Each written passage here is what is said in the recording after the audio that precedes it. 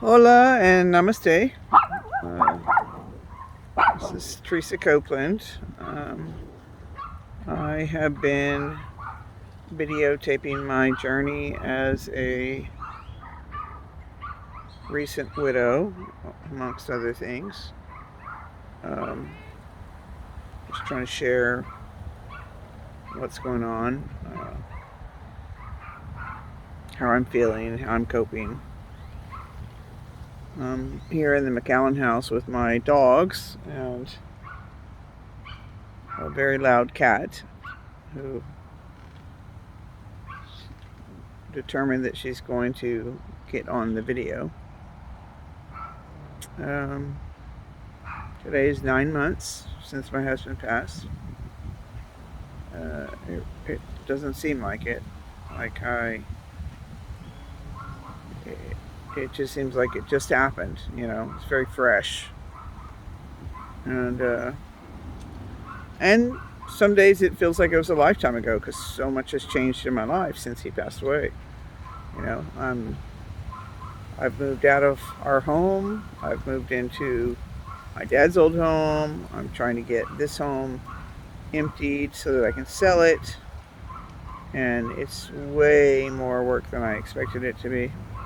Like, way more work than I thought. I thought it would be just easy, come in, get rid of everything, and move on. And turns out that no, that was I really underestimated the impact of going through 23 years of stuff. I'm finding it's like the little bitty things that are really hard to cope with. It's the little stuff. So anyway, my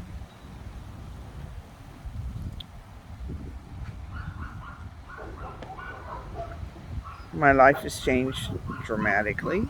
I'm trying to get a job with Uber, not to do people or food. I don't want to do people. Number one, I have a tiny little car that my son gave me. It's a little Nissan Sentra. It's tiny compared to what I'm used to. I've always driven a van, mostly because my husband was in a wheelchair and I needed to have space for him. So this is a little bitty car, but I do like zipping around in it, I have to say, and getting into parking spaces is a breeze. It's definitely not the right car when you're moving. But anyway, so I'm not doing people. Plus, it's too old. You have to have I want to say a 2010 or better. This is 2006. And I don't want to do food because I was in the service industry for years, and I just don't want to do food. If you're late or the food's cold or the order's wrong, people are going to take it out on the person that delivers it to them. I know that for a fact, so I definitely want to do that. So this is going to be like, say you order something from Sam's and I go pick it up and bring it to you. And I'm hoping it works out. I have a friend that does it, and she works on her own schedule. You pick and choose when you work, which is something I need right now because, again, I'm trying to empty this house. We've had a lady come in picking up clothes. I think she's taken about 20 bags of clothes so far, that she then washes, and she takes them to Mexico and distributes them to the little towns on the border, to people that don't have anything, and which makes my heart happy. I believe that it takes a village. I know that it takes a village. Like, nobody does anything on their own, and even when you're at your lowest, there's always someone worse off than you. There's always someone that you can lift up. So the fact that she's taking all these clothes and cleaning them up and taking them to people that need them really really is satisfying. You know, it's good to know that they're going to make somebody stay. You know, we're not using them. As a matter of fact, a lot of those clothes have been in there for forever. Some of them are my granddaughters, some of them are my daughters, some of it's my dad's. And my dad passed in 2007, so if that tells you anything, I couldn't. I may be a little bit of a hoarder. Um, but anyway, it's a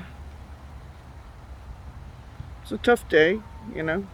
9 months, and it's hard because, like, you wake up and that's the first thing you think about is it's been 9 months since my husband passed away. But it's not the first conversation you want to have with people, because although I've said over and over and over again, I'm extremely blessed. I have the best family, great friends. Sometimes you feel like when you mention it, and nobody says anything, but you can almost feel like a little eye roll, like, here we go, you know what I mean? Or the people maybe expect you to move forward.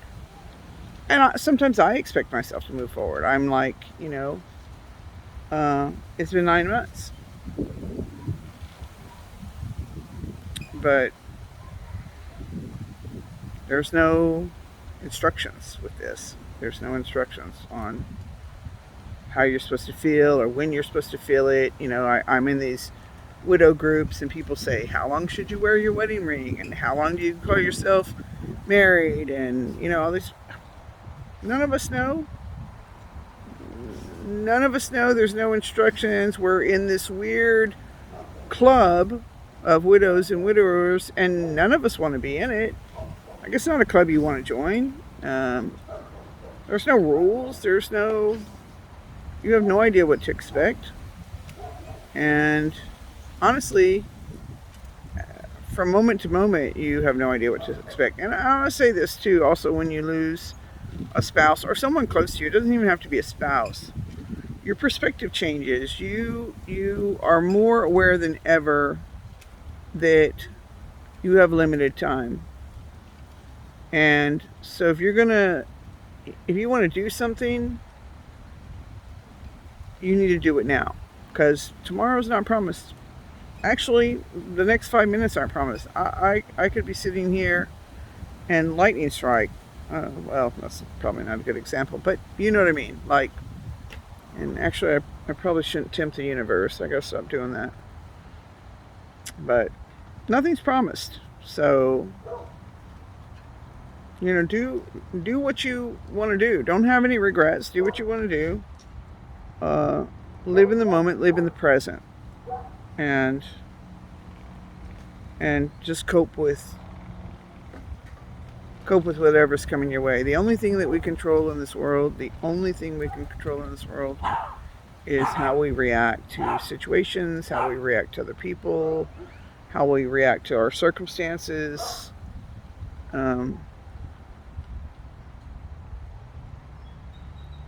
So, anyway, I'm just babbling. I'm trying to put on a solid face today and not be moping and I'm trying not to let the sadness that I feel overtake my day, but it's there. I just can't wrap my head around 9 months. That's what it is. It just seems like I just lost him, and I miss him a lot. There's so many things that I want to tell him. There's so many changes happening in my life, and he's the person that I want to tell it to. So I do. I talk to him all the time, and I feel like he sends me these little. We had a lot of inside jokes, and I feel like he sends me little messages that just letting me know, hey, I'm with you. I honestly believe that. So, but anyway, I just hadn't been on, and I thought I'd jump on here real quick while I'm sitting outside with the doggies and hanging out over here in McAllen. I'm gonna meet my future daughter-in-law here in a little bit, and we're gonna go get flowers for the wedding that's coming in June, which I'm very excited about. And anyway, so hope you have an awesome day. And if you're struggling today, just take a deep breath, put one foot in front of the other, sit with your feelings, pray on it, meditate on it. But wherever you're at is where you're supposed to be, or that's what they say. I